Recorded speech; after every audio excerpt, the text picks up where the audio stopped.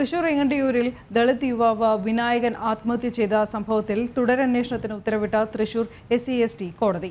ക്രൂരമായ പോലീസ് മർദ്ദനത്തെ തുടർന്നാണ് വിനായകൻ ആത്മഹത്യ ചെയ്തത്. കേസിൽ പോലീസുകാർക്കെതിരെ ആത്മഹത്യ പ്രേരണ കുറ്റം ചുമത്തിയിരുന്നില്ല. പിന്നാലെ വിനായകന്റെ പിതാവ് നൽകിയ പരാതിയിലാണ് നടപടി. 2017 ജൂലൈ 17 സുഹൃത്തിനൊപ്പം സംസാരിച്ചു കൊണ്ടുവന്ന വിനായകനെയാണ് മോഷണക്കുറ്റം ആരോപിച്ച് പോലീസ് കസ്റ്റഡിയിലെടുത്തത്. പിറ്റേ ദിവസമാണ് വിനായകനെ ഏങ്ങണ്ടിയൂരിലെ വീടിനുള്ളിൽ തൂങ്ങി മരിച്ച നിലയിൽ കണ്ടെത്തിയത്. കസ്റ്റഡിയിൽ വിനായകന് ക്രൂരമായ മർദ്ദനമേറ്റുവെന്ന് പോസ്റ്റ്മോർട്ടം റിപ്പോർട്ടിൽ വ്യക്തമായിരുന്നു. പോലീസുകാർ മർദ്ദിച്ചെന്ന് ക്രൈംബ്രാഞ്ച് കുറ്റപത്രം സമർപ്പിച്ചുവെങ്കിലും പോലീസുകാർക്കെതിരെ ആത്മഹത്യാ പ്രേരണ കുറ്റം ചുമത്തിയിരുന്നില്ല. ഇത് ചോദ്യം ചെയ്താണ് വിനായകന്റെ പിതാവ് കോടതിയെ സമീപിച്ചത്. കേസിൽ നീതിപൂർവമായ അന്വേഷണം നടന്നില്ലെന്നും ആത്മഹത്യാ പ്രേരണ കുറ്റം ഉൾപ്പെടെയുള്ളത് പോലീസ് അന്വേഷിച്ചില്ലെന്നും കോടതി വിധിന്യായത്തിൽ പറയുന്നു.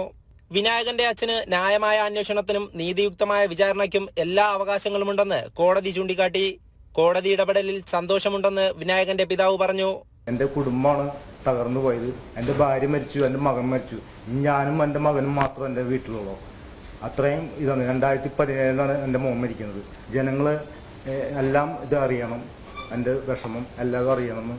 തൊഴിൽ, കുടുംബ പശ്ചാത്തലം, ജാതി തുടങ്ങിയ കാര്യങ്ങൾ ചോദിച്ചറിഞ്ഞ ശേഷം മാലമോഷണം, കഞ്ചാവ് ഉപയോഗം തുടങ്ങി നിരവധി കുറ്റങ്ങൾ ആരോപിച്ച് മർദ്ദനം തുടങ്ങിയെന്നാണ് കുടുംബത്തിന്റെ ആരോപണം. കേസിൽ പാവറട്ടി പോലീസ് സ്റ്റേഷനിലെ 2 സിവിൽ പോലീസ് ഓഫീസർമാരെ സസ്പെൻഡ് ചെയ്തിരുന്നു. ജനം, തൃശൂർ.